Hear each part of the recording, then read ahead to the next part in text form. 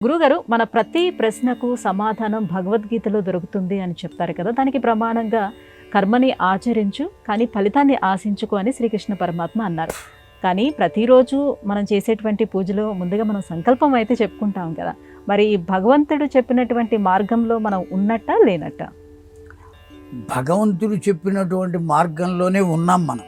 భగవంతుడు చెప్పింది కర్మణ్యేవాధికారస్తే మా ఫలేషు కదాచన మా కర్మ ఫలహేతుర్భూ మాతే సంగోష్ఠ కర్మణి. ఏమిటి దీని భావం? కర్మను నీవు ఆచరించు, ఫలితాన్ని మాత్రం కోరకు. కానీ ఎప్పుడు ఫలితాన్ని ఎంతవరకు ఇవ్వాలో అది నేను చూస్తాను అని చెప్పాడు. అసలు ఫలితాన్ని ఇవ్వను అని అనలా.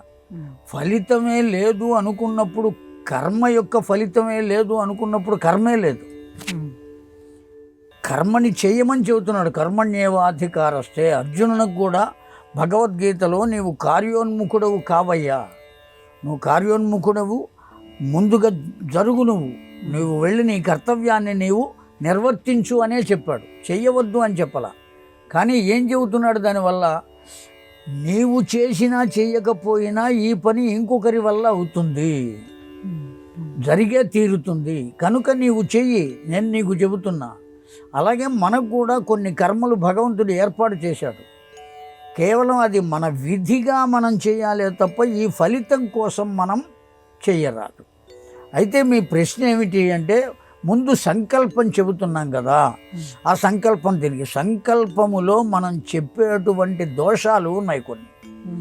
సంకల్పం దోషం కాదు, సంకల్పం చెప్పి తీరాలి. ఇదిగో ఫలానా రోజున ఫలానా సమయంలో ఫలానా చోట ఉండి నేను ఈ పని చేస్తున్నాను అని చెప్పడం సంకల్పం.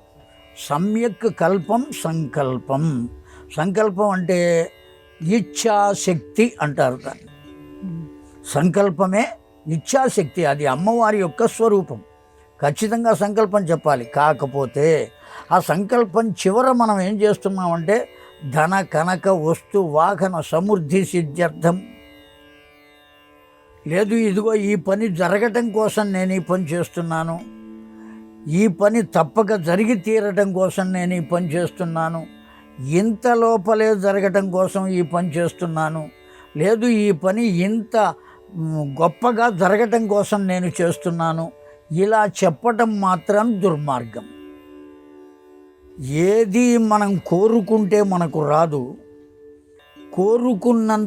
కోరుకోకపోయినంత మాత్రం చేత రాకుండా ఉండదు. మనదైనది మనకు వచ్చును, మనది కానిది మనకు రాదు. కనుక కోరవలసిన పని లేదు. కష్టాలు ఎవరైనా కోరుకుంటున్నారా లోకంలో? కోరుకోవటం లేదు.